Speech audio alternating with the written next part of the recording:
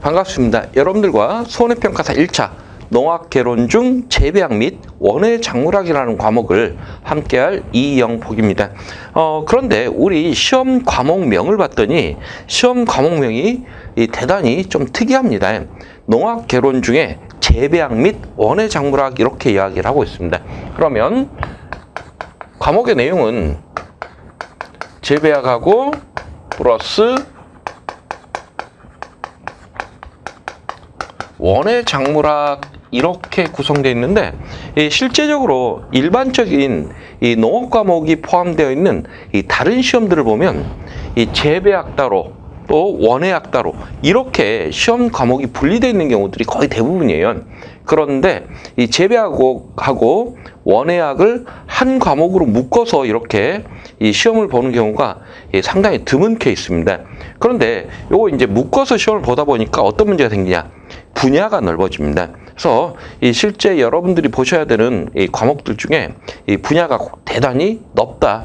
그러다 보니까 안 그래도 이 대부분 다 이 농업 전공이 아니신 분들이 시험 공부를 하시면서 이 제일 먼저 걸리는 게 사실은 용어에서부터 걸립니다. 왜냐하면 이 농업 용어를 들어본 경험이 없는 그리고 일반 생활에서 쓰지 않는 이 용어들이 많이 나다 보니까 용어도 지금 잘 못 알아듣겠는데 재배학 따로 원예학 따로 그리고 원예학에서도 좀 더 들어갑니다. 이 원예학 내에 원예작물학이라는 과목이 또 세분화되는데 이 작물학까지 해서 이 일반 원예학보다는 조금 더 깊게 들어가는 원예작물학이라는 이 내용까지 하다 보면 이 실제적으로 그 내용 자체가 굉장히 광범위한 이런 문제점들이 생기다 보니까 의외로 1차에서는 이 3과목에서 과락률이 대단히 높습니다. 과락률이 높다 보니까 이제 그 대부분 합격하신 분들 보면은 1, 2과목에서 고득점이 나오니까 상법 보험편이라든가 아니면 관계법령에서는 사실은 이 고득점이 나옵니다. 그래서 이제 평균 점수로는 평균 60점이 넘는데 이 원예학에서 지금 3과목에서 이 40점이 나오지가 않아서 1차 탈락하는 경우들이 의외로 많습니다. 생각보다는요.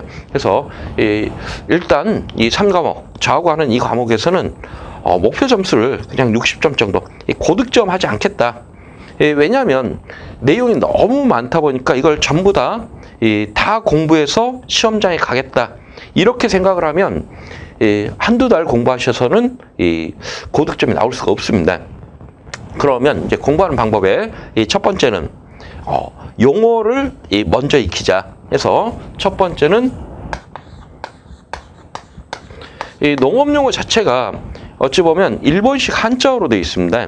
그래서 일본식 한자어로 되어 있는데 대부분 한자를 변개하지 않는 이런 경우들이 많다 보니까 일상생활에서 쓰지 않는 용어들에 대한 의미 파악하기가 좀 어렵습니다. 그런데 이제 용어만 정확하게 이해하고 있어도 실수만 하지 않으면 40점 가까이 나옵니다. 그래서 일단 용어에 대한 정확한 의미 파악을 먼저 하시는 게 중요하고요. 그리고 이제 두 번째, 대부분 이 3과목을 암기 과목으로 생각하시는 경우들이 많습니다. 그런데 두 번째는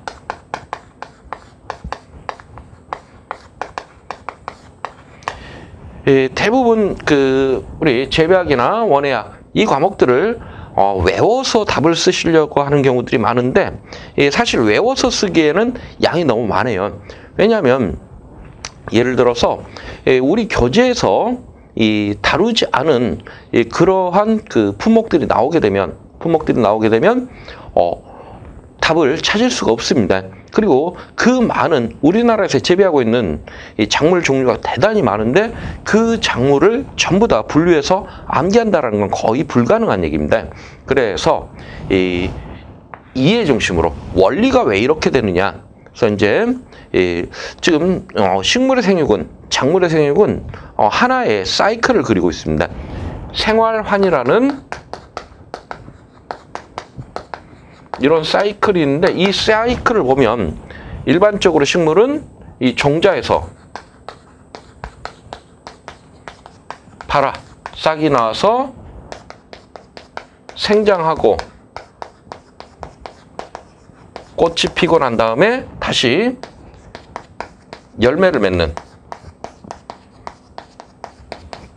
이러한 이 과정들을 겪게 되는데, 이러한 각 과정에서 이 뭐 발화가 될 때는, 싹이 나올 때는 어떠한 환경 조건에서 인간이 어떤 역할을 해줘야 하든지, 그리고 생장할 때는, 그리고 꽃이 필 때는 이 어떤 조건에 맞춰지고 인간이 어떤 조치를 해줘야 되는지, 사실은 이게 이 재배에 거의 답니다. 그래서 하나의 사이클을 만들어 놓고 그 사이클 내에서 중간중간에 찔러 넣는 이런 유형의 공부 방법을 선택을 하시는 게 굉장히 도움이 되지 않을까 싶습니다. 그리고 이제 세 번째는 이 기출이 중요하긴 합니다. 하지만 기출만 가지고는 부족하다는 얘기예요. 왜냐하면 일반 우리 그 자격증 시험을 보면 크게 기술 자격하고 국가 전문 자격 이렇게 구분하고 있습니다. 그런데 이제 기술 자격이라면 기능사, 산업기사, 뭐 기사 이런 자격들 같은 경우에는 문제은행식 출제입니다. 따라서 기출제되어 있는 문제 중에 이 일부 문제를 발췌를 해서 출제를 하는 이런 유형이다 보니까 이 기출 문제를 반복해서 암기를 해서 가면 문제가 충분히 풀립니다. 똑같은 문제가 똑같이 풀려요. 그런데 국가 전문 자격 같은 경우에는 매년 새로운 출제위원들이 선임이 되고, 그 출제위원들이 매년 문제를 새롭게 출제를 하다 보니까 기존에 출제되던 그 문제가 다시 출제되는 예가 없습니다. 단지 교수들별로, 출제위원들별로 중요하게 여기는 파트들이 있다 보니까 그러한 비슷한 그 파트에서는 출제가 되긴 하지만 동일한 문제가 출제되는 경우가 없다 보니까 이 문제만 보고 가서는 합격하기 좀 어렵다. 이런 부분들을 먼저 머릿속에 넣어 놓으시고 내용을 이해 중심으로 공부를 하시면 고득점은 전공자 아니면 사실은 고득점은 쉽지 않지만 60점 정도는 충분히 가능하지 않을까 싶습니다. 전반적인 과목에 대해서는 여기까지 말씀을 드리고, 이제 우리 본격적으로 교재에 있는 내용을 한번 같이 보도록 하겠습니다. 다음 시간부터 교재 내용 보도록 하죠. 수고들 하셨습니다.